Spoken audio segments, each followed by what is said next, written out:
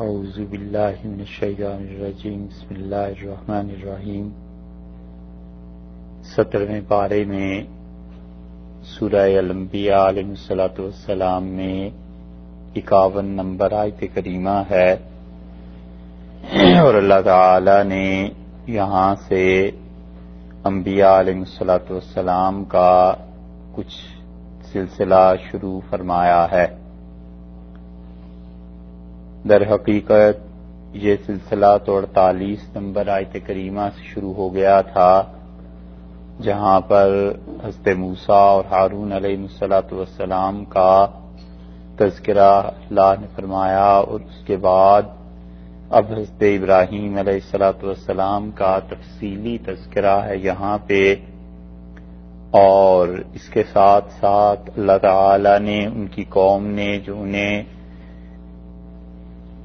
آگ میں ڈالا اور یہ کوشش کی کہ کسی طرح حضرت ابراہیم علیہ السلام کی زندگی ختم ہو جائے، اس کا تذکرہ بھی اللہ نے ان آیات میں کیا۔ اس سورہ مبارکہ میں چونکہ اس کا نام الانبیاء علیہ السلام ہے، تو اللہ تعالی نے جن نبیوں کا علیہ السلام تذکرہ فرمایا ان میں یہ تیسرے پیغمبر ہیں، یعنی پہلے حضرت موسیٰ علیہ السلام ہوئے، دوسرے حضرت ہارون علیہ السلام، اور تیسرے حضرت ابراہیم علیہ السلام۔ اور اللہ تعالی نے یہ فرمایا کہ وَلَقَدْ آتَيْنَا إِبْرَاهِيمَ رُشْدَهُ، اور بلا شبہ اس سے پہلے ہم یہ بات کر چکے تھے کہ آتینا ابراہیم علیہ السلام کو اس سے پہلے دے دی تھی رشدہ، جو حصے کی ان کی ہدایت تھی، اس سے پہلے نیک راہ ہم نے انہیں دے دی تھی۔ یہ جو نیک راہ اللہ نے ارشاد فرمایا کہ ہم نے انہیں اس سے پہلے دے دی تھی،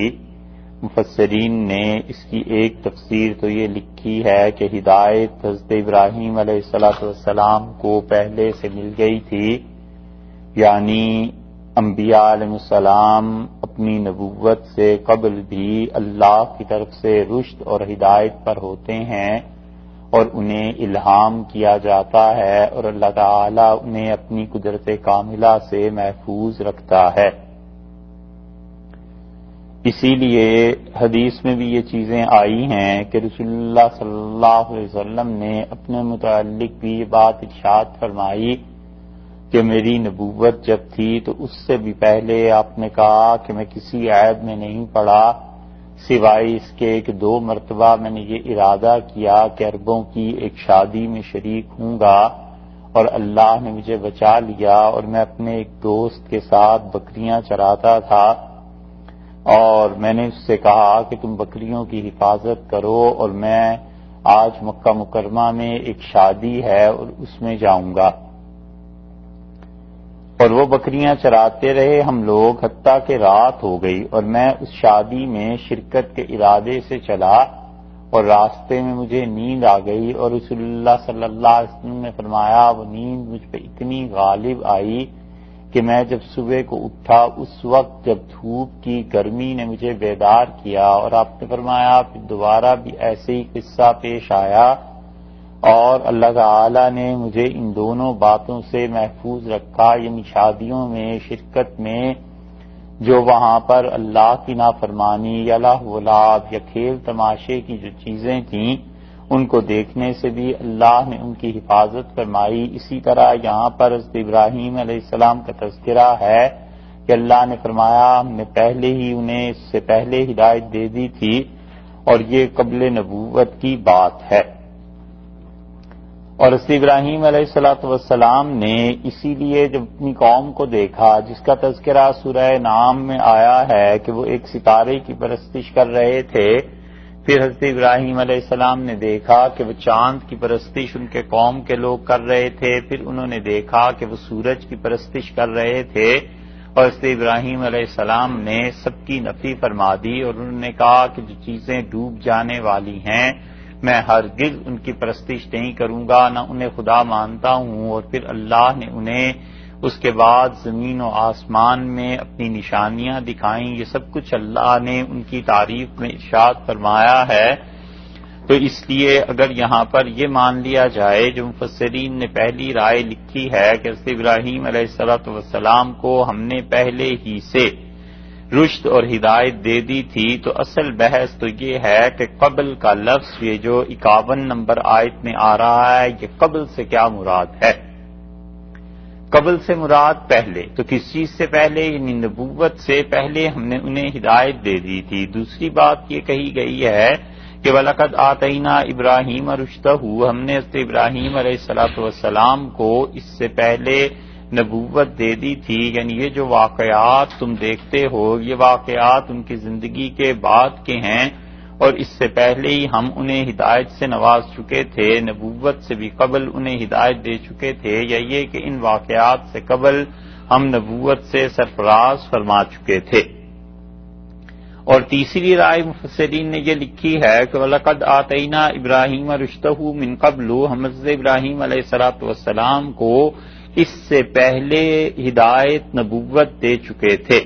تو قبل سے مراد اوپر جو گزرے ہیں 48 نمبر آیت میں دو انبیاء علیہ السلام کا تذکرہ، حضرت موسیٰ اور ہارون علیہ السلام کا، تو اللہ نے گویا یہ فرمایا کہ ہم ان سے قبل، ان کی نبوتوں سے قبل، ان کے وقائع سے قبل، ان کے ان حالات سے بھی پہلے، ان پر جو تورات نازل ہوئی ہے، یہ سب چیزیں ہوئی ہیں، اس سے بھی کہیں پہلے ہم ابراہیم علیہ السلام کو نبوت دے چکے تھے۔ تو ابراہیم علیہ السلام ظاہر ہے کہ وہ ان حضرات سے پہلے گزرے ہیں، حضرت موسیٰ اور حضرت ہارون علیہ السلام، اور یہ سارے لوگ بعد میں آئے ہیں، کیونکہ حضرت ابراہیم علیہ السلام کے بعد ان کی اولاد شام میں آباد رہی، پھر جن لوگوں نے ہجرت کی حضرت یوسف علیہ السلام کے وقت میں، تو حضرت ابراہیم علیہ السلام کے جو پوتے تھے حضرت یعقوب علیہ السلام، انہوں نے ہجرت کی، پھر حضرت یوسف علیہ السلام مصر کے حکمران تھے، پھر یہ سارے بنی اسرائیل کے لوگ وہاں رہے، یہاں تک کہ ان کا نکلنا ہوا ہے کئی 100 برس کے بعد۔ جب حضرت موسیٰ علیہ السلام نکلے ہیں تو پھر اس بنی اسرائیل کو آزادی ملی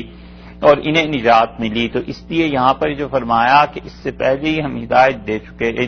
اس سے پہلے نبوت دے چکے تھے، تو مطلب یہ ہے کہ موسیٰ اور ہارون علیہ السلام سے پہلے انہیں نبوت دے دی تھی۔ وَكُنَّا بِهِ عَالِمِينَ، اور اللہ تعالیٰ نے اس کے بعد حضرت ابراہیم علیہ السلام کی تعریف میں فرمایا کہ ہم رکھتے تھے ان کا علم، وَكُنَّا بِهِ عَالِمِينَ، اور ہم ان سے واقف تھے۔ یہ دوسری تفصیل سے دلیل اللہ نے اپنی توحید پر دی ہے، نقل کیا ہے۔ پہلی دلیل وہ تھی جو 50 نمبر آیت میں گزری کہ ھذا ذکر مبارک، یہ قرآن بڑی برکت والی چیز ہے، یعنی یہ بھی اللہ کی توحید پر گواہ ہے، اس کو تم پڑھ لو، اس کی بات دیکھ لو، یہ اللہ کی طرف سے آخری وحی ہے جو تمہیں دی جا رہی ہے، اور یہ اللہ کی طرف سے آیا ہے۔ اور دوسری چیز جو تھی، یہ اب حضرت ابراہیم علیہ السلام سے نقل کیا اللہ نے کہ ان کو دیکھ لو، ان کو بھی ہم نے یہی کہا تھا، اور اس توحید کے مسئلے پر ان کی قربانیاں دیکھو کہ انہوں نے ہماری راہ میں قربانیاں کیا دیں، اور ان کی تعریف میں یہ جملہ ارشاد ہوا کہ وَكُنَّا بِهِ عَالِمِينَ، یعنی ہم ان کے علمی اور عملی کمالات سے واقف تھے، جو ہم نے ان میں علم کے کمال رکھے تھے ہم وہ بھی جانتے تھے، جو عملاً جتنے اچھے آدمی وہ تھے ہم وہ بھی جانتے تھے، یہ سب کی سب چیزیں ان میں تھیں۔ اس لیے جو اشیاء، اب آدمی یہ سوال پیدا ہوتا ہے، کہتا ہے کہ اللہ تعالیٰ کے علم میں تو پہلے سے تھا اور اس کا ظہور بہت بعد میں ہوا، تو اس سلسلے میں ایک بات یہ خیال میں رہنی چاہیے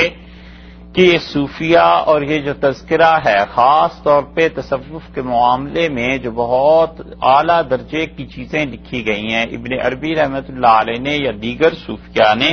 انہوں نے ایک لفظ استعمال کیا ہے کہ آیان ثابتہ۔ تو یہ آیان ثابتہ جسے فلسفے میں کہیں، تصوف میں کہیں، اس کا مطلب یہ ہے کہ کوئی بھی چیز اپنے تمام صفات کے ساتھ جو اللہ کے علم میں موجود ہے اسے کہتے ہیں آیان ثابتہ۔ اب حضرت ابراہیم علیہ السلام پیدا نہیں ہوئے تھے، لیکن نبوت تو بہت بعد کی بات ہے، تو اللہ کے علم میں تو شروع سے ہی یہ تھا کہ ایسا ایک آدمی فلاں زمانے میں پیدا ہوگا، اس میں اتنا علم ہوگا، اتنا عمل ہوگا، تو یہ جو چیز اللہ کے اپنے علم میں ہے، کسی بھی شخص کی علمی اور عملی صلاحیتیں، اس کو صوفیہ اپنی تعبیر میں کہتے ہیں کہ آیان ثابتہ، تو آیان ثابتہ تو ہر ایک آدمی کی ہیں۔ حضور اقدس صلی اللہ علیہ وسلم جس وقت پیدا ہوئے ہیں اس سے بھی کروڑوں برس پہلے، تاکہ آدم علیہ السلام جو پیدا ہوئے ہیں اس سے بھی پہلے اللہ کو ہر ایک کا علم تھا کہ اس میں کتنی علمی صلاحیتیں ہیں اور کتنی عملی صلاحیتیں ہیں۔ تو اس لیے یہاں پر اللہ تعالی نے ابراہیم علیہ السلام کے متعلق کہا کہ کننا بہی عالمین، ہم ان سے خوب باخبر تھے، یعنی جو چیزیں ہم نے ان میں رکھی تھیں، علم کی صلاحیت اور اس کے ساتھ ساتھ عمل کی صلاحیت، ہم ان سب چیزوں سے واقف تھے۔ اس قال لابی، جب انہوں نے کہا اپنے والد سے، وقومہ ہی، اور اپنی قوم سے، کہ ما ھذہ التماثیل، یہ کیا چیزیں ہیں، یہ کیا مورتیاں ہیں، کیا تراشے ہوئے مجسمے ہیں، التی، جن کے لیے تم لوگ ہو لہا عاکفون، ان پر بندھے بیٹھے ہو، ان پر لگے ہوئے ہو، ان پر جم کے بیٹھے ہوئے ہو، یہ کیا ساری چیزیں ہیں، کیا یہ مورتیاں اور مجسمے ہیں۔ یہاں پر لفظ اللہ تعالی نے استعمال فرمایا ہے تماثیل کا، اور تماثیل جو ہے یہ جمع ہے تمثال کی، اور تمثال کہتے ہیں تراشے ہوئے مجسمے کو۔ تو تمثال ایسی چیز، جو ایسا مجسمہ جو تراش لیا جائے، یہ سمجھ لیجئے کہ اللہ تعالی نے جتنی بھی چیزیں دنیا میں پیدا کی ہیں جاندار، ان جاندار چیزوں کی شکل و صورت کو بنانا، تو وہ مصنوعی چیز جو اللہ تعالی کی پیدا کردہ کسی چیز کے مشابہ بنائی جائے، اسے کہتے ہیں تمثال۔ جیسے کوئی آدمی اپنے بزرگوں کی تصویر بنائے، جیسے کوئی آدمی کسی جاندار جانور کی تصویر بنائے، جیسے کوئی آدمی کسی اور چیز کی تصویر بناتا ہے، تو جو بھی چیز کسی زمانے میں اس میں زندگی اور جان تھی یا اب ہے، اس کا مجسمہ تراشنا اور بنانا، اسے کہتے ہیں تمثال۔ اور یہ تماثیل کا لفظ جو یہاں آیا ہے، اسی تمثال کی جمع ہے، اس لیے انہوں نے حضرت ابراہیم علیہ السلام نے جو اپنی قوم سے اور اپنے والد سے کہا کہ یہ تماثیل ہیں، تو اس کا مطلب یہ ہے کہ ان لوگوں نے یہ مجسمے گھڑے ہوئے تھے اور ان کی وہ عبادت کرتے تھے۔ اب یہ مجسمے کون کون سے تھے، پچھلے زمانوں سے چلے آ رہے تھے، کب سے چلے آ رہے تھے، یہ ایک الگ تاریخ کا موضوع ہے، اور اس پہ زیادہ تر اب لکھا جا رہا ہے، کیونکہ حضرت ابراہیم علیہ السلام جس شہر میں پیدا ہوئے تھے کہ آرکیالوجی والوں نے وہ شہر عراق میں دریافت کر لیا، اور اس میں سے جو بت اور چیزیں نکلی ہیں، اس کی تحقیق میں وہ بتاتے ہیں کہ مجسمے کب سے ان کے ہاں چلے آ رہے تھے، پوری تاریخ ہے اس کی بھی۔ بہرحال یہاں پہ حضرت ابراہیم علیہ السلام نے کہا کہ ان تراشے ہوئے مجسموں پر انتم لہا عاکفون، عکفہ کہتے ہیں جم جانا، کسی چیز سے وابستہ ہو جانا، کسی چیز سے بہت زیادہ تعلق اور واسطہ ہونا، اسی سے اعتکاف نکلا ہے، کیونکہ اعتکاف کی حالت میں بھی آدمی مسجد میں جم جاتا ہے، مسجد میں رک جاتا ہے، بغیر کسی ضرورت اور وجہ کے مسجد سے باہر نہیں نکلتا، تو وہ اعتکاف بھی اسی سے نکلا ہے۔ تو حضرت ابراہیم علیہ السلام نے ان پر جو اعتراض کیا اور جو ان کی حقیقت بتانا چاہی، تو انہوں نے کہا کہ انتم لہا عاکفون، تم ان مجسموں پر جم کر بیٹھے ہوئے۔ اسی سے مولانا اسماعیل شہید رحمت اللہ علیہ نے ایک بات ثابت کی ہے، اور وہ کہتے ہیں کہ تصور شیخ جو ہے یہ ناجائز ہے، اور انہوں نے اسی آیت سے دلیل لی ہے کہ ان کے زمانے میں لوگ یہ کرتے تھے کہ اپنے مشائخ کو ذہن میں حاضر کر کے پھر جم کے بیٹھے رہتے تھے ان کی یاد کے لیے، کئی گھنٹے ایک صوفی بیٹھ کے سوچتا تھا کہ میرے شیخ ایسے ہیں، ایسے ہیں، ایسے ہیں، اور پھر وہ ذہنی اور تصوراتی طور پر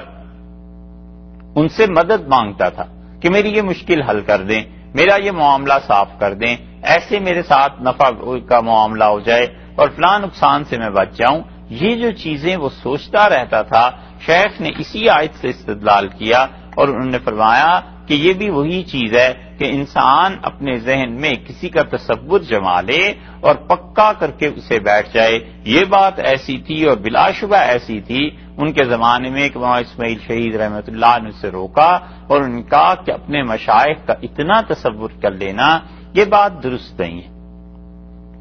جہاں تک تصور شیخ کا تعلق ہے وہ بالکل ایک سیدھی سادی سی بات ہے، اور وہ یہ ہے کہ آدمی کو جس سے محبت ہوتی ہے اس کا تصور انسان کے ذہن میں رہتا ہی ہے، اٹھتے بیٹھتے بھی کبھی کبھی آتا ہے، دن میں ویسے ہی 10-20 مرتبہ آ جاتا ہے، بچوں سے تعلق ہوتا ہے، کئی مرتبہ بچے یاد آتے ہیں، ماں باپ سے تعلق ہوتا ہے تو چلتے پھرتے ماں باپ ٹیچر کوئی نہ کوئی یاد آتا ہی ہے۔ اسی طرح انسان کا جب شیخ سے تعلق اتنا گہرا ہوتا ہے تو وہ شیخ کا تصور آتا رہتا ہے، اس سے کوئی نہیں روکتا۔ اور ایک یہ ہے کہ خاص طور پر بیٹھ کر اور اس کی چلا کشی کرنا، کئی دن تک بیٹھ کے اپنے شیخ کا تصور جمائے رکھنا اور ذہنی طور پر اس سے مدد مانگنا، یہ سب چیزیں ہیں جن کو انہوں نے ناجائز کہا ہے، اور انہوں نے اسی آیت سے دلیل لی ہے کہ یہ تماثیل جو ہیں اللہ نے ان کے متعلق کہا کہ ابراہیم علیہ السلام نے فرمایا تم ان پر جم کر بیٹھے رہتے ہو۔ یہ تمثال کا لفظ جو ہے غالب نے بھی ایک جگہ استعمال، کئی جگہ استعمال کیا ہے نا، ایک شعر میں کہتا ہے تمثال آئینہ ہوں، تمثال آئینہ ہوں کہ تماشا کہیں جسے، ایسا کہاں سے لاؤں کہ تجھسا کہیں جسے۔ بڑا خوبصورت شعر ہے، اچانک خیال میں آیا کہ تمثال آئینہ ہوں کہ تماشا کہیں جسے، میں آئینے کو دیکھ کر، کئی ایک تشریحیں اس کی ہیں، ایک تشریح یہ بھی ہے کہ آئینے کو دیکھ کر میں بالکل مجسمہ بن گیا، خود ہی اتنا خوبصورت ہوں کہ اپنے آپ کو ہی دیکھ رہا ہوں اور لوگ حیرت میں پڑے ہوئے ہیں کہ اتنا خوبصورت، اتنا اچھا۔ کہتا ہے میں خود ہی اتنا اچھا ہوں، لیکن میں جس پہ مر مٹا ہوں اس کا کیا پوچھتے ہو، ایسا کہاں سے لاؤں کہ تجھ سا کہیں جسے، ایسا کہاں سے لے آئیں ڈھونڈ کے کہ لوگ تیرے جیسا جسے کہیں، میں تو جو ہوں سو ہوں، مگر جس پہ مر مٹا ہوں وہ مجھ سے بھی بڑا۔ بڑی اچھی جگہ استعمال کیا، یہی ہے تماثیل۔ ما هذه التماثيل التي انتم لها عاكفون، یہ کیا مجسمے ہیں تراشے ہوئے جن پر تم جم کر بیٹھے ہو۔ قالوا، وہ بولے، قوم والے، حضرت ابراہیم علیہ السلام کے والد اور قوم والے سب بولے، اور ان کا وجدنا، ہم نے پایا ہے، آباءنا، اپنے آباء و اجداد کو، لہا عابدین، وہ اپنے باپ دادا کو ہم نے دیکھا ہے انہی کو پوجتے تھے۔ دلیل کوئی نہیں، نہ عقلاً نہ نقلاً، یعنی عقل میں بھی کوئی بات نہیں بتائی اور یہ بھی نہیں کہا کہ اس کی نقل کوئی اللہ کی طرف سے آئی ہو، بات کی تو یہ کہ ہمارے باپ دادے ایسا کام کرتے تھے۔ یہ وہ چیز ہے جو مقلد اور تقلید اور جامد تقلید کی اللہ نے مذمت فرمائی ہے کہ انسان کے آباء و اجداد کبھی گمراہی میں ہوں اور اس کے بعد کسی کے پاس ہدایت آ جائے تو آدمی بجائے اس کے کہ ہدایت کی پیروی کرے وہ اسی چیز پر چلتا رہے جو اس کے مشائخ اور اوپر سے چلی آئی تھی۔ تو اللہ تعالی نے بتا دیا کہ حضرت ابراہیم علیہ السلام کے دور میں بھی یہ مرض تھا، اور انہوں نے دلیل دینے کی بجائے کہا کہ ہمارے باپ دادے ان کی عبادت کرتے تھے۔ اسی لیے اب امت کے مختلف ادوار میں دیکھیں تو کئی مرتبہ جو گمراہی کی چیزیں آئی ہیں وہ اس گمراہی کو اسی طرح سمجھ لیجئے کہ جو کچھ کسی خانوادے کے مشائخ نے کیا، اگرچہ اس وقت حالات کیسے تھے، کس ضرورت کی وجہ سے انہوں نے وہ کام کیے تھے، کیا کام انہیں کرنے چاہیے تھے، ان کو چھوڑ کر کہ اصل کیا ہے لوگ انہی کاموں کے پیچھے چل پڑے اور انہوں نے اپنے آباء و اجداد کے طریقے کو سنت اور حدیث اور کتاب کے آنے کے باوجود ترک نہیں کیا۔ یہ اندھی جو تقلید ہے اس قسم کی، اس کی ہر کوئی مذمت کرتا ہے، اور سب کہتے ہیں کہ جب رسول اللہ صلی اللہ علیہ وسلم سے، ائمہ مجتہدین سے کوئی چیز آ جائے تو پھر انسان کو اپنے رویے کی تبدیلی میں تعامل نہیں کرنا چاہیے، اپنے آپ کو بدل دینا چاہیے۔ قال لقد کنتم، حضرت ابراہیم علیہ السلام نے کہا بلا شبہ تم سب کے سب آباؤکم، اور تمہارے باپ دادے جو ان بتوں کی پرستش کرتے رہے، فی ضلال مبین، بہت صاف غلطی میں مبتلا تھے، بہت بڑی گمراہی میں مبتلا تھے تمہارے باپ دادا بھی، اور خود تم بھی۔ ایسی چیز نہیں ہے کہ اللہ کی توحید کے مقابلے میں انہیں برداشت کیا جائے۔ اب اللہ نے جو پہلی بات کہہ دی تھی کہ رشد، ان میں اللہ نے رشد رکھی تھی، اس کا تقاضا یہی تھا کہ وہ اس رشد اور ہدایت کی وجہ سے اللہ کی توحید میں خلل پیش آنے والی ساری چیزوں کی نفی کرتے۔ دو لفظ ہیں، ایک ہے رشد اور ایک ہے رشد، ایک ہے را کی پیش کے ساتھ رشد، اور رشد کا مطلب دنیا اور آخرت کی بھلائی، دونوں جہانوں کی بھلائی، اور جہاں رشد کا لفظ آتا ہے اس کا مطلب ہے صرف آخرت کی بھلائی۔ کئی جگہ یہ حدیث میں بھی آیا ہے، قرآن میں بھی آیا ہے۔ تو رشد جو ہے وہ صرف وہ امور جن کا تعلق آخرت کی زندگی سے ہو، اور رشد جو ہے اس کا مطلب دنیا کی زندگی میں بھی اچھائی اور آخرت کی زندگی میں بھی، اور اسی لیے قرآن پاک میں دونوں لفظ آئے ہیں، راشد بھی آیا ہے اور رشید بھی آیا ہے۔ اور صحابہ کرام رضی اللہ عنہم کے متعلق اللہ نے فرمایا ہے کہ اولئک هم الراشدون، اور وہ لوگ جو تھے راشد تھے صحابہ کرام رضی اللہ عنہم۔ تو راشد کا مطلب یہ ہوا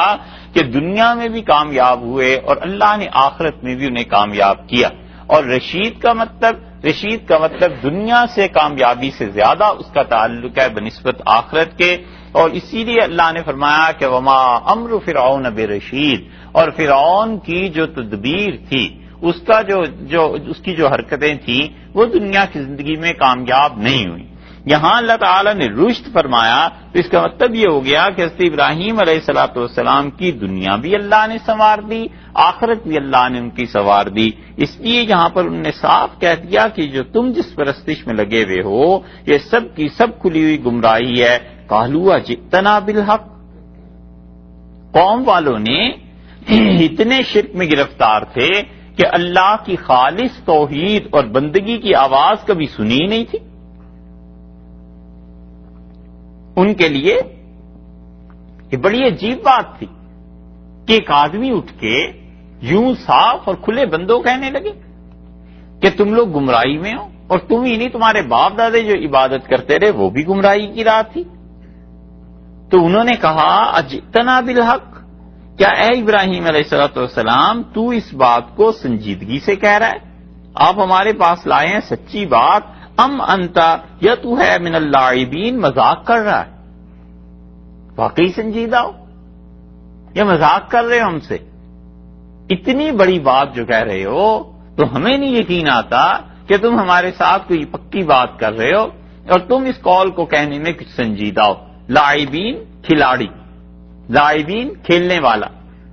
اسی لیے اس کا ترجمہ قدیم اردو میں آپ دیکھیں گے تو وہ کیا گیا ہے کہ من اللاعبین، تو کھلاڑیاں کرتا ہے، یعنی مطلب ہمارے ساتھ کھیلتے ہو، مذاق کی باتیں کرتے ہو۔ باپ دادا بھی گمراہ ہو سکتے ہیں، کبھی ہم بھی گمراہ ہو سکتے ہیں، یہ کیسے ہو سکتا ہے؟ یہ تو یا تو تم ہمارے ساتھ مذاق کر رہے ہو یا یہ کہ تم سنجیدہ ہو۔ تم خود سوچو، یہ اللہ کی توحید کا پیغام پوری دنیا میں اتنا ناآشنا ہو گیا تھا، خدا کی وحدانیت گویا مٹ کے رہ گئی تھی۔ اسی لیے حضرت ابراہیم علیہ السلام نے ایک موقع پہ کہا اپنی بیوی سے کہ دنیا میں یہ دو ہی آدمی ہیں جو اللہ کو ایک ماننے والے ہیں، ایک تم ہو اور ایک میں۔ ہر طرف بت پرستی تھی، کوئی خدا کی توحید کو نہیں جانتا تھا، اور اس عالم میں پوری دنیا کے مقابلے میں ایک آدمی کھڑا ہوتا ہے، اپنے کنبے، قبیلے، بستی، شہر، حکمران وقت سب کے مقابلے میں ایک آدمی کھڑا ہوتا ہے اور وہ کہتا ہے کہ اللہ ایک ہے۔ تو آپ سوچیں کتنی نامانوس آواز ہوگی، اور اس آدمی کی کتنی ہمت ہوگی، کتنی طاقت ہوگی، کتنا اللہ پہ اعتماد اور بھروسہ ہوگا کہ پورا زمانہ ایک فرد ایسا نہیں ہے جو اس کے ساتھ چل رہا ہو، اور وہ سارے زمانے سے ٹکر لے کے بالکل ایک الگ طرف کو چل رہا ہے، اور وہ کہتا ہے اللہ ایک ہے، اور باقی سب کہتے ہیں کہ بت ہیں اور ان کی پرستش ہے اور ان کی عبادت۔ اسی لیے اللہ تعالی نے فرمایا ان ابراہیم کان امتن، اور ابراہیم علیہ السلام تو پوری امت تھے، یعنی پوری امت جتنا مل کر کام کرتی ہے، اور ایک پوری امت میں جتنی صلاحیتیں ہوتی ہیں وہ اس اکیلے شخص میں موجود تھیں۔ اس لیے قوم کو بڑا تعجب ہوا، اور انہوں نے کہا کہ بالحق سچی بات ہے، سنجیدگی سے کہہ رہے ہو۔ اسی لیے حق کے لفظ کو یہاں پر بعض مفسرین نے سنجیدگی کے معنی میں مانا ہے کہ یعنی تم سنجیدگی سے یہ بات کہہ رہے ہو یا ہمارے ساتھ مذاق کر رہے ہو؟ واقعی تم یہ سمجھتے ہو کہ ہمارے باپ دادے اور ہم لوگ گمراہی میں؟ قال بل، حضرت ابراہیم علیہ السلام بولے اور کہنے لگے بل نہیں، ربکم رب السماوات والارض، تمہارا پروردگار رب السماوات والارض، اور آسمانوں کا رب اور زمین کا پروردگار، الذی فطرہن، جس پروردگار نے ان کو بنایا ہے، بس وہ ایک ہی رب ہے۔ میں تمہیں صاف کہتا ہوں کہ میں تمہارے ساتھ کوئی مذاق نہیں کر رہا، تمہارا رب آسمانوں کا، زمین کا، جس نے انہیں پیدا کیا ہے، وہ ایک ہی رب ہے جس نے ان سب کو بنایا ہے۔ وَأَنَا عَلَىٰ ذَٰلِكُمْ، اور میں ہوں عَلَىٰ ذَٰلِكُمْ، تم میں سے اس بات پر، من الشاہدین، شہادت دینے والا، گواہی دینے والا۔ اور میرا عقیدہ، نظریہ یہی ہے، میں اسی بات کا قائل ہوں، میں اسی بات کو مانتا ہوں کہ ایک ہی اکیلا پروردگار ہے جس نے سب چیزوں کو پیدا کیا ہے۔ اب حضرت ابراہیم علیہ السلام نے اس شرک کی بات، شرک کی 3 جگہ سے جڑ کاٹی۔ وہ اپنے لیے سمجھتے تھے کہ انسانوں کا پیدا کرنے والا خدا کوئی اور ہے، زمین کا پیدا کرنے والا خدا اور ہے، آسمانوں کا پیدا کرنے والا اور ہے۔ انہوں نے تینوں کی نفی کر دی اور انہوں نے کہا الذی فطرہن، جس پروردگار نے ان سب کو پیدا کیا ہے، بس میں اس اللہ کا قائل ہوں، اس رب کو مانتا ہوں۔ آسمان بھی اس کی مخلوق، تم بھی اس کی مخلوق، زمین بھی اس کی مخلوق۔ وَأَنَا عَلَىٰ ذَٰلِكُمْ مِنَ الشَّاهِدِينَ، اور میں اس بات کا ہی قائل ہوں، یہی میرا نظریہ ہے، یہی میرا عقیدہ ہے۔ اور اللہ کی وحدانیت اور توحید، اس کو انہوں نے بیان کر دیا، قوم کے سامنے بھی، اپنے والد کے سامنے بھی، اور پھر اس کے بعد انہوں نے جو بات کہی ہے، یا تو وہ بولے ہیں، اور اگر وہ بولے ہیں یہ بات انہوں نے کہی ہے تو کچھ لوگوں نے سن لی ہوگی، کیونکہ کلام کرنا اور بات کہنا پچھلے برس میں گزرا تھا کہ اس کے 3 مطلب ہوا کرتے ہیں۔ جب کوئی کہتا ہے یا اللہ تعالیٰ قرآن پاک میں فرماتے ہیں کہ اس نے کہا، تو کبھی کبھی اس سے مراد ہوتا ہے کہ اس سے اپنے دل میں یہ بات کہی، اور کبھی مراد ہوتا ہے زبان سے یہ بات کہی، اور کبھی مراد ہوتا ہے کہ سب کے سامنے اس نے اس بات کا واشگاف الفاظ میں اظہار کر دیا۔ اب یہاں پہ مفسرین کہتے ہیں کہ جو اگلا جملہ ہے یہ انہوں نے کہا اپنے دل میں، اور کچھ کا خیال یہ ہے کہ یہ انہوں نے اس وقت کہا جب تھوڑے سے رہ گئے تھے لوگ، تو انہوں نے کہا وَتَاللَّهِ، اور اللہ کی قسم، لَأَكِيدَنَّ أَصْنَامَكُمْ، میں کیا کروں گا، لَأَكِيدَنَّ، میں علاج کروں گا، میں تدبیر کروں گا، أَصْنَامَكُمْ، تمہارے بتوں کی، بعد اس کے بعد کہ أَن تَوَلَّوْا، تم منہ پھیر لوگے، مدبرین، پیٹھ پھیر کر جب جا رہے ہوگے،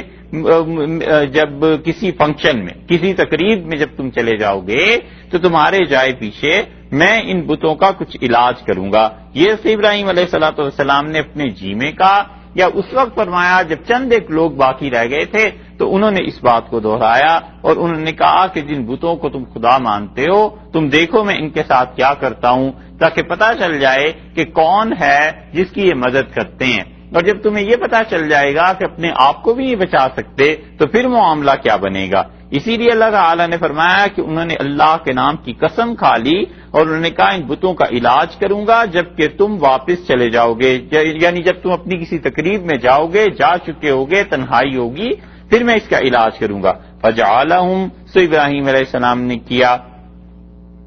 اس نے کر دیا جزازن، ٹکڑے ٹکڑے، جز کہتے ہیں ٹکڑے کو، اور جزاز اس کی جمع آ گئی تو اس سے فرمایا اس کے ٹکڑے ٹکڑے کر دیے، الا مگر کبیر اللہم، ان میں سے جو بڑا تھا اسے انہوں نے چھوڑ دیا، لعلہم، شاید کہ یہ قوم والے، شاید کہ یہ قوم الیہ یرجعون، اس کی طرف واپس آئیں۔ کس کی طرف واپس آئیں؟ تینوں رائے لکھی ہیں مفسرین نے۔ وہ کہتے ہیں کہ اللہ تعالی نے فرمایا کہ فجعلہم جزازن، انہوں نے ٹکڑے ٹکڑے کر دیے سارے بت، سارے صنم سوائے بڑے کے، کہ شاید یہ لوگ اس کی طرف واپس آئیں، بت کی طرف، اور آ کر پوچھیں اس بت سے کہ تمہارے ساتھ کیا ہو گیا، خدا ان کے اور کر کوئی اور گیا، تو تمہارے ساتھ کیا ہو گیا، یہ باقی بتوں کے ساتھ کیا ہوا ہے، الیہ یرجعون، اس بت کی طرف لوٹ کر آئیں۔ دوسری تفسیر یہ کی گئی ہے کہ حضرت ابراہیم علیہ السلام نے جان بوجھ کر یہ سب کچھ کیا اور سوائے بڑے بت کے کہ اسے چھوڑ دیا، لعلہم الیہ یرجعون، تاکہ لوگ لوٹ کے آئیں ابراہیم علیہ السلام کے پاس۔ اوپر بات تو وہ کر چکے تھے کہ میں ضرور اللہ کی قسم ان بتوں کا علاج کروں گا، تو انہوں نے کہا اچھا میں ایسے کروں گا کہ تم لوگ لوٹ کے آؤ اور آ کر پوچھو تو صحیح مجھ سے، تمہیں پتا تو میرا چل گیا ہے کہ میں ایسی حرکت کرنے والا ہوں، تو تم مجھ سے آ کے جب پوچھو گے تو میں تمہیں بتاؤں گا کہ یہ اتنے بے جان ہیں، یہ اپنے آپ کو تو بچا نہیں سکے، اور تم کہتے ہو کہ نفع اور نقصان ان کے پاس ہے، تم کہتے ہو آسمان جیسی چیز اور زمین جیسی چیز اور مخلوق ساری انہوں نے پیدا کی ہے، تم دیکھو تو صحیح، تم میرے پاس تو آؤ نا۔ اور تیسری تفسیر یہ کی گئی ہے کہ لعلہم الیہ یرجعون، یعنی شاید یہ لوگ لوٹ جائیں، لوٹ کے آئیں اللہ کی طرف۔ جب یہ ان بتوں کو دیکھیں گے ٹوٹے ہوئے تو انہیں ہدایت ملے گی، اور یہ سوچیں گے خود کہ جس چیز کو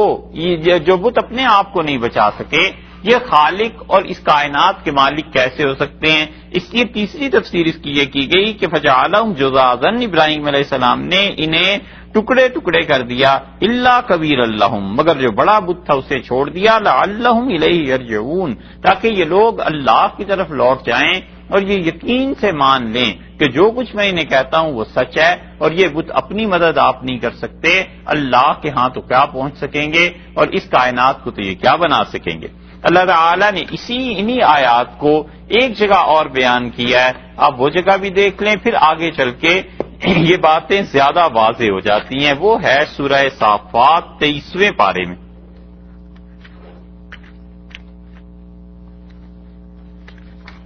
تیئیسواں پارہ ہے اور 37 نمبر سورت ہے، 37۔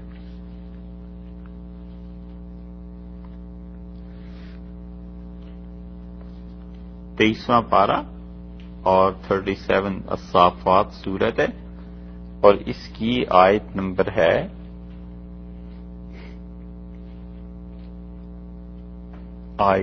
اس کی 83۔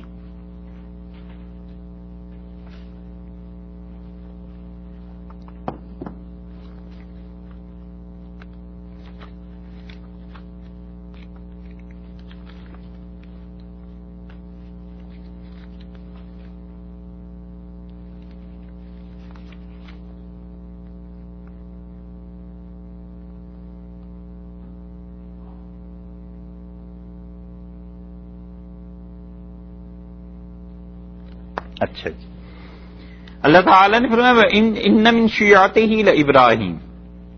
اور یہ جن انبیاء علیہ السلام کا پیچھے سے تذکرہ چلا آ رہا ہے، ان کے گروہ میں سے ایک ابراہیم علیہ السلام بھی تھے۔ اذ جاء ربہ بقلب سلیم، جب وہ آئے اپنے پروردگار کے پاس ایسا دل لے کر جو ہر طرح کے عیب سے پاک تھا۔ وہاں آیا نا کہ اس سے پہلے یہ میں نے رشد دے چکے تھے، ہدایت مل چکی تھی، یہاں یہ لفظ آ گئے، اس قال لابیہ وقومہ ماذا تعبدون، جب انہوں نے کہا اپنی قوم سے اور اپنے والد سے کہ ماذا تعبدون، تم لوگ کس کی چیز کی عبادت کر رہے ہو۔ وہاں یہ ہے کہ انہوں نے اپنی قوم سے اور انہوں نے اپنے والد سے یہ کہا کہ ما ھذہ التماثیل التی انتم لھا عاکفون، یہ کیا مجسمے ہیں جن پہ تم جم کے بیٹھے ہوئے ہو۔ یہاں وہ لفظ دوسری طرح آ گئے، کیا یہ ممکن ہے دونوں جملے کہے ہوں، افکن آلہۃ، کیا جھوٹ گھڑے ہوئے ہو، دون اللہ، اللہ کو چھوڑ کے تریدون، ان کو تم چاہتے ہو، اللہ کی عبادت کی بجائے ان کی چاہتے ہو۔ فما ظنکم برب العالمین، تمہارا کیا خیال ہے اس کے بارے میں جو رب العالمین ہے، کائنات کی ہر چیز کا مالک ہے۔ فنظر نظرۃ فی النجوم، تو انہوں نے نگاہ کی ستاروں میں، سر اٹھا کر اوپر دیکھا، قوم آئی اور انہوں نے کہا عید ہے اور تم ہمارے ساتھ چلو، تو حضرت ابراہیم علیہ الصلوۃ والسلام نے ستاروں کی طرف دیکھا، فقال انی سقیم، اور انہوں نے کہا میں بیمار ہوں، طبیعت پہ بوجھ ہے، اس شرک کا بوجھ تو ہونا ہی تھا، اور قوم تھی ستارہ پرست، تو قوم یہ سمجھی ابراہیم علیہ السلام تاروں کو دیکھ کے حساب لگا کے اپنے متعلق کہہ رہے ہیں، تو انہوں نے کیا کیا، لوگ جب چلے گئے تو یہ ہے آگے، فتولوا عنہ مدبرین، جب وہ لوگ پھر گئے ان سے، الٹے پھرے ان سے، فراغ الی آلہتہم، تو ابراہیم علیہ السلام جا گھسے ان کے خداؤں میں، فقالا، اور کہنے لگے الا تاکلون، یہ کھانا کیوں نہیں کھاتے۔ معلوم ہوتا ہے سامنے رکھ دیتے تھے نا لے جا کے نظر نیاز یہ چیزیں، تو ابراہیم علیہ السلام نے کہا الا تاکلون، کیوں نہیں کھاتے، ما لکم، تمہیں کیا ہو گیا ہے، لا تنطقون، بولتے کیوں نہیں، توڑتے جاتے ہوں گے ساتھ ساتھ، اور کیسے جاتے ہوں گے کہ لا تنطقون، کیا ہو گیا، بولتے کیوں نہیں؟ فراغ علیہم، ابراہیم علیہ السلام نے ہاتھ کھلا چھوڑ دیا، ضربن توڑنے کے لیے، بالیمین دائیں ہاتھ سے اٹھا اٹھا کے مارتا تھا، یہ کہ بڑی قوت سے انہوں نے ان بتوں کو توڑ دیا، اور پوچھتے گئے کہ کھاتے کیوں نہیں، بولتے کیوں نہیں؟ فاقبلوا، سو لوگ بھاگے، الیہ، اس کی طرف، یزفون، ابراہیم علیہ السلام کی طرف، یزفون، الزام جب ثابت ہو گیا ان پر، ابراہیم علیہ السلام نے یہ کر دیا تو لوگ بھاگے ان کی طرف۔ قال اتعبدون، ابراہیم علیہ السلام نے کہا اچھا تو تم عبادت کرتے ہو، ما تنحتون، جو خود چیزیں تراش لیتے ہو، وہی تماثیل، واللہ خلقکم، اللہ نے تمہیں پیدا کیا ہے، وما تعملون، اور جو تم بناتے ہو اس کو بھی اللہ ہی نے پیدا کیا۔ قالوا ابنوا لہ بنیانا، انہوں نے کہا بناؤ اس کے لیے ایک چنائی، اینٹوں کی چنائی لگاؤ، فالقوہ فی الجحیم، اور اس کے اندر بھرو آگ، اور آگ جب اس چنائی کے اندر جلنے لگے تو اس کو اسی آگ میں پھینک دو، فالقوہ فی الجحیم،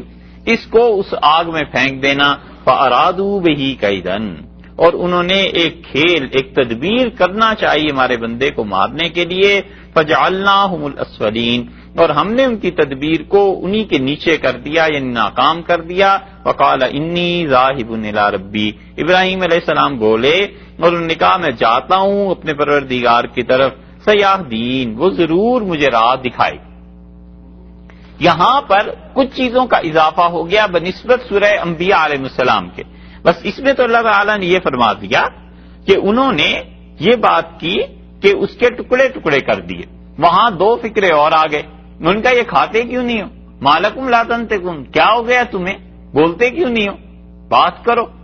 اور پھر اس کے بعد انہوں نے دائیں ہاتھ سے پکڑ پکڑ کے توڑنا شروع کیا ان بتوں کو۔ جب اس بت خانے میں سب کچھ ہو گیا تو حضرت ابراہیم علیہ السلام کی قوم عید منا کر واپس آئی۔ قالو، کہنے لگے، من فعل ھذا، کس نے کیا ہے یہ کام، بآلہتنا، ہمارے خداؤں کے ساتھ، انہ لمن الظالمین، وہ آدمی تو بلا شبہ بہت ظالم ہے، بہت ہی نا انصاف ہے، کوئی ایسا بے انصاف ہے کہ ہمارے خداؤں کے ساتھ یہ کر گیا، اب خدا ان کے اور کر کوئی اور گیا۔ ایسے خدا تھے بے اختیارے کہ ان سے اتنا بھی نہیں ہوا کہ اپنی جان کو بچا لیتے۔ اللہ تعالیٰ نے یہاں اسی لیے ارشاد فرمایا ہے کہ انہوں نے کہا کون ہے، من فعل ھذا بآلہتنا، جس نے بھی کیا ہے، کس نے کیا ہے یہ کام، جس نے بھی کیا ہے ہمارے خداؤں کے ساتھ، انہیں توڑ پھوڑ دیا ہے، وہ ظالم ہے۔ قالو، پھر کہنے لگے، سمعنا فتن، ہم نے ایک نوجوان کے بارے میں سنا ہے، یذکرہم، جو ان کا ذکر کرتا ہے، انہیں یاد کرتا تھا، مراد یہ کہ برائی سے یاد کرتا ہے۔ اسی صورت کے آغاز میں حضور اقدس صلی اللہ علیہ وسلم کے متعلق بھی گزرا نا کہ یہ ہمارے خداؤں کا ذکر برائی کے ساتھ کرتا ہے، یہ ان کا ذکر کرتا ہے، انہیں یاد کرتا ہے، کیا، کس چیز سے، برائی سے۔ 36 نمبر آیت میں یہ رسول اللہ صلی اللہ علیہ وسلم کے متعلق آیا ہے، وَإِذَا رَآكَ الَّذِينَ كَفَرُوا، اور جہاں آپ کو دیکھا ان منکروں نے، إِن يَتَّخِذُونَكَ إِلَّا هُزُوًا، کوئی کام نہیں ہے انہیں آپ سے مگر یہ کہ آپ کا مذاق اڑاتے ہیں، کہتے ہیں أَهَٰذَا الَّذِي يَذْكُرُ آلِهَتَكُمْ، کیا یہ وہ ہے، یہ وہ شخص ہے، يَذْكُرُ آلِهَتَكُمْ، یہی ہے جو نام لیتا ہے تمہارے ٹھاکروں کا، برائی کرتا ہے ان کی، ان کو یاد کرتا ہے برائی سے۔ اللہ نے فرمایا اپنا نہیں سوچتے، وَهُمْ بِذِكْرِ الرَّحْمَٰنِ هُمْ كَافِرُونَ، کہ خود یہ خدا کے نام کے منکر ہیں، اللہ کا نام یہ نہیں لیتے، اللہ کو یاد نہیں کرتے،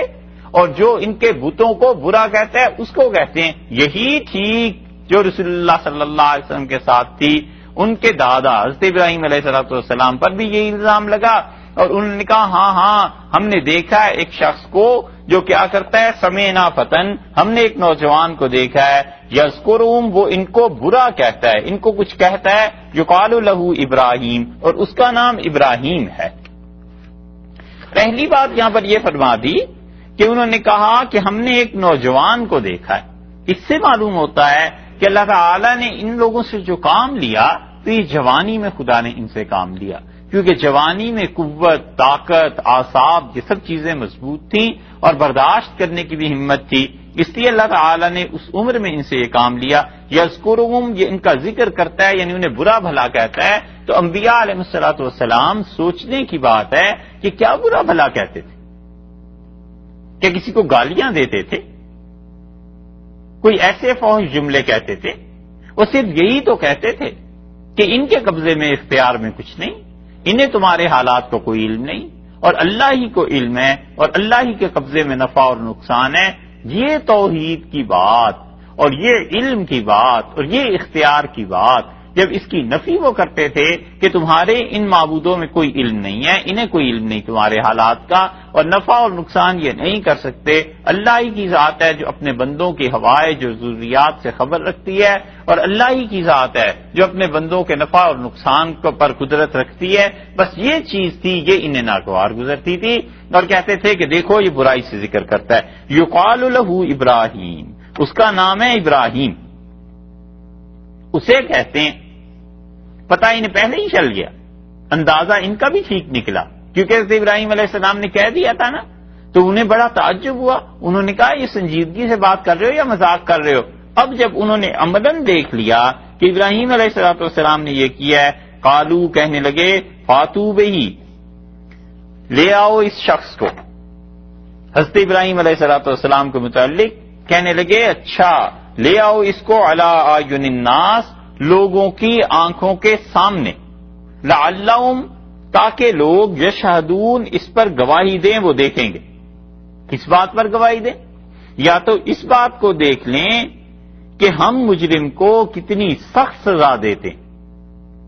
لے آؤ ابراہیم کو سامنے علیہ السلام، اور لوگوں کے سامنے لے آؤ تاکہ لوگ مشاہدہ کر لیں. یہ یا تو کہا ہے عام پبلک نے، اور یا معلوم ہوتا ہے، مفسرین کہتے ہیں کہ کہا اس وقت کے حکمرانوں نے، انہوں نے کہا کہ لے آؤ. اور جو ہمارے مذہبی معاملات میں اس نے مداخلت کی ہے، اور جس طرح یہ خدا کو ایک مانتا ہے اور یہ سب کچھ کر رہا ہے، ہم اس انسان کے ساتھ ایسا حشر کر دیں گے، اس کو لوگوں کے سامنے لے آؤ. تو مراد یہ ہو گئی کہ مشاہدہ کر لیں لوگ کہ جو بھی بتوں کی خدائی کا قائل نہیں ہوگا، ہم اس کے ساتھ یہ کریں گے.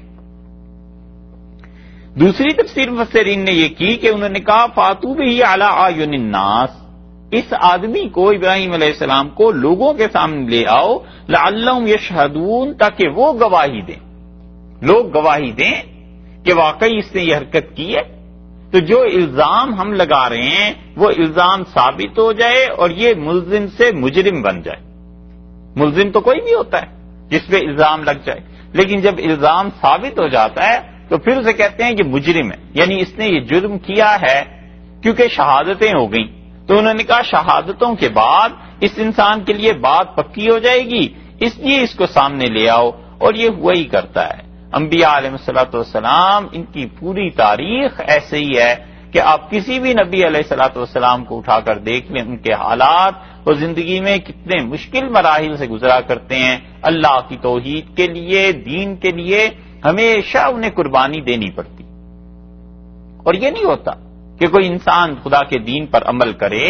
اور اسے قربانی نہ دینی پڑے، وہ ہمیشہ ان مراحل سے گزرتا ہے. اس لیے اگر کسی انسان کی اتنی ہمت نہ ہو تو وہ چپ کر کے بس اپنے گھر بیٹھا ہے. جو بھی دین کا کام کرے گا اس پر لا محالہ آزمائش آئے گی اور وہ بھٹی سے گزرے گا. اور بھٹی سے گزرنے کے بعد کسی انسان کا دین پختہ ہوتا ہے. جب تک کوئی آدمی آزمائش کے مرحلے سے نہیں گزر جاتا اس وقت تک اس آدمی کا دین ناقابل اطمینان ہے، ناقابل بھروسہ ہے. اللہ کی مشیت یہی ہے کہ کسی نہ کسی طرح اسے کسی نہ کسی بھٹی سے گزارتے ہیں. لوگوں کو مالی تکالیف ہو جاتی ہیں،